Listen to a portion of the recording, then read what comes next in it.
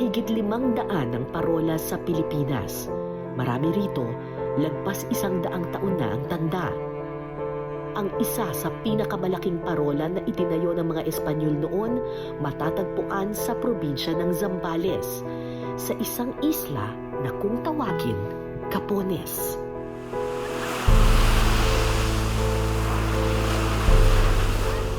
Andito ako ngayon sa San Antonio, Zambales, at kung nakikita nyo, may 3 isla dito. Isa, dalawa, tatlo. Yan po ang tinatawag na Capones Islands. Yung pinakamalaki, itong bandang ito, Capon Grande ang tawag dyan ng mga Espanyol nung nandito pa sila. Ito ay bahagi na or facing na ng West Philippine Sea, Pacific Ocean. So, ang sinasabi sa atin, may isang importanteng parola or lighthouse na itinayo ang mga Espanyol doon sa pinakamalaking isla ng Capones. Kilala ang isla ng Capones sa puti nitong buhangin at magandang tanawin. Pero para sa mga mandaragat, kilala ito dahil sa peligroso nitong mga alon. Walang nangangahas na tumira sa islang ito, walang bahay at istruktura, maliban sa isang puting parola. Ang problema, itong isla ng Capones, puro bato-bato siya. Hindi siya yung slope na ganyan na banayad. Mukhang lulusong tayo dito sa sa tubig kasi hindi tayo makakadaong mismo dun sa dalampasigan.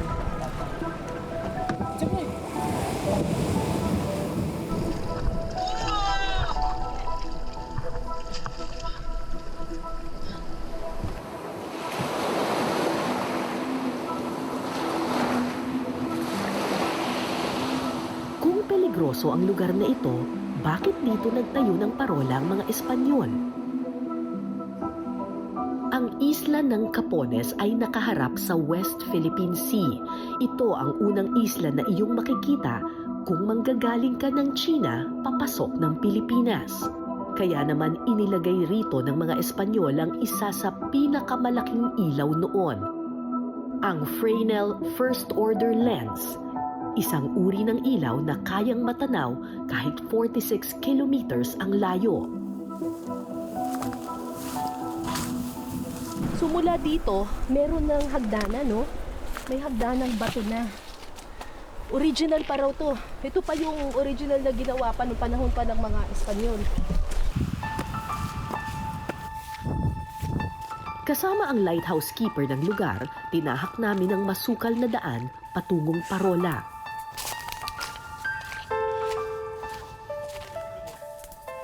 Yung pupuntahan nating parola, tinayo ito ng mga Espanyol more than 100 years ago.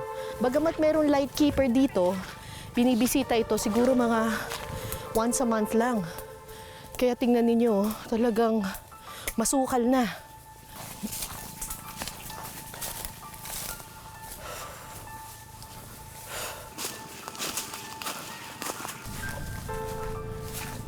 Makalipas ang 30 minuto, isang lumang gate ang tumambad sa amin.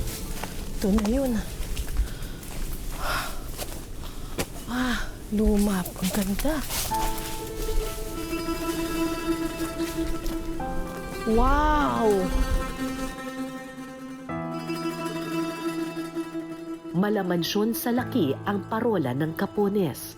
Itinayo noong 1890, meron itong 3 palapag na kumpleto sa lahat ng kagamitan.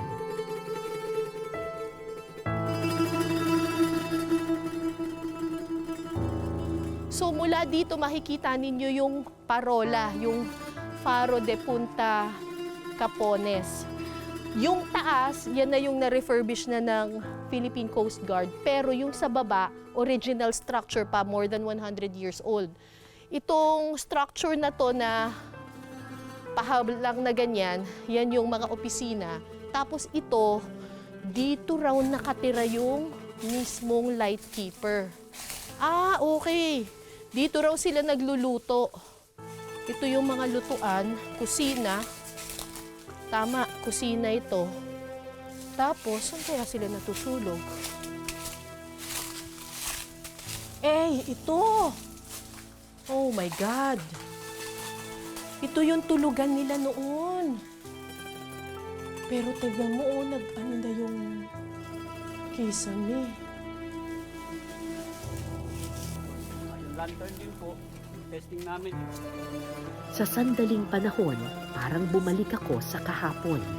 Sa panahong isa ito sa mga pinakaimportanteng estasyon ng mga Espanyol. Noong 1890, more than 100 years ago, itinayo ng mga Espanyol dito sa Capones Islands sa Zambales ang isa sa pinakamakapangyarihan nilang parola, itong Faro de Punta Capones. Napaka-strategic nitong parola na ito, kaya bukod doon mismo sa lighthouse, nagtayo rin sila ng parang complex lightkeeper's house sa gilid nito. Ito yon yung kinatatayuan natin. Ang sabi sa atin ng research ay itong complex na ito ay meron daw 6 na kwarto, opisina, at meron pa raw klinika. Pero sa ngayon, sa nakikita ninyo, wala nang gumagamit dito sa complex na ito. Abandonado na. At tinubuan na ng mga ugat ng mga puno para bang nilamon na ulit ng kagubatan yung espasyo ng dating makapangyarihang parola.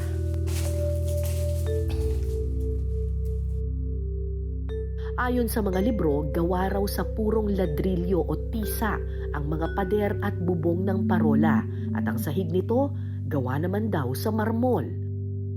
Pero bakas na lang ng matayog na kahapon ang makikita ngayon. Napabayaan na ang parola at malapit ng bumigay. Bagamat sira-sira na ang lightkeeper's house, operational pa raw ang mismong tore ng ilaw. Ang laki pala nito! Ang problema, delikado ang pag-akyat sa toreng ito. Dito po yung pinaka-entrance ng packet. Ah, ito na yung entrance ng lighthouse. Tapos tataas yung line. Naku, Medyo ano nga po yung mga safe pa naman to, sir. medyo unsafe na rin po ma'am. Kaya medyo dito lang po sa gilid ma'am dumaan. Sa gilid lang dadaan.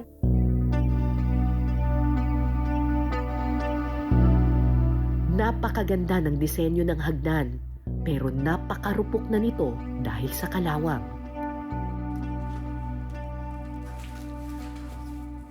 May nahuhulog na mga yung nababakbak yung kalawang. Dito, pwede tumapak dito? Okay. Pero gaano man kami kaingat sa pag-akyat, Nabutas! Hindi, umapak kasi ako dito sa sa gilid. Tapos ito, nung pag-apak ko dito na butas. makalipas ang ilang minuto, narating din namin ang dulo ng hagdan. Pero may isa pa palang dapat akyatin. Kung makikita ninyo, sobrang luma na talaga nito. Na babakbak na yung mga kalawang. Kaya, medyo ingat lang. Doon lang tayo sa hinges tatapak. Sana hindi ako masyado mabigat. Sana hindi bumigay, Lord. Dito lang sa gilid. Sa gilid. Kakayanin ako nito. Ito na. Ito na yung ilaw. Akala ko narating na namin ang pinakatuktok ng tore, pero hindi pa pala. Ito po yung dating lantern niya. Ito yung lumang lantern. Binabalang. Binabalang. Saan ang ilaw ngayon, yung lantern? Ayan, kita. Yung sa taas na yun. Paano aabutin yun? Ang lakas mo, kuya. Sorry po, Sandali! Wait lang! Ito na, kuya. Okay na.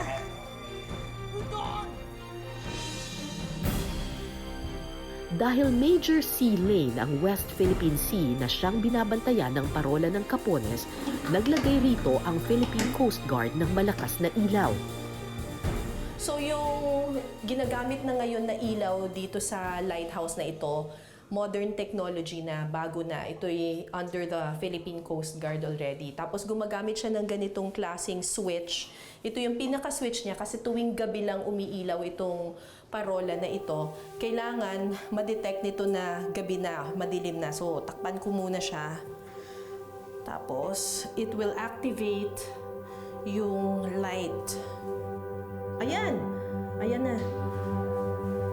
Ayan, umiilaw na. Bakit po importante na i-preserve natin yung mga lumang parola? Ako po bilang dati rin pong kapitan ng ating barko ng Coast Guard, no, ginagamit pa rin namin ang parola kasi hindi kami nagre-rely totally sa technology. Kasi ito ay electronics, no, prone ito na masira o ma-jam. Kaya naman kahit may makabago ng teknolohiya, hangad ng Coast Guard na mapanatiling buhay ang ilaw ng mga parola sa bansa. Pero higit sa kalakalan at depensa, may espesyal na bahagi sa puso ng mga Zambalenyo ang parola ng Capoles.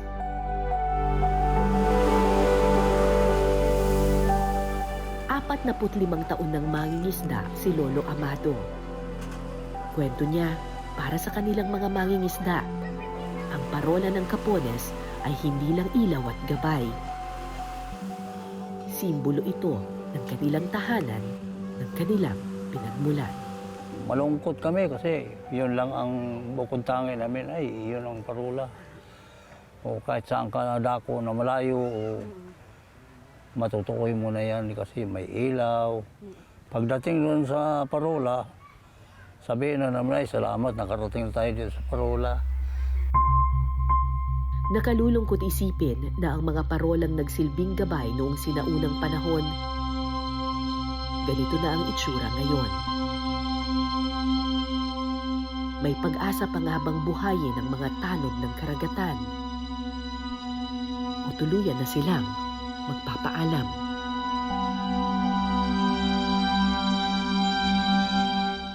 Maraming salamat sa pagtutok ninyo sa Eyewitness mga kapuso. Anong masasabi ninyo sa dokumentaryong ito? I-comment nyo na yan. Tapos mag-subscribe na rin kayo sa GMA Public Affairs YouTube channel.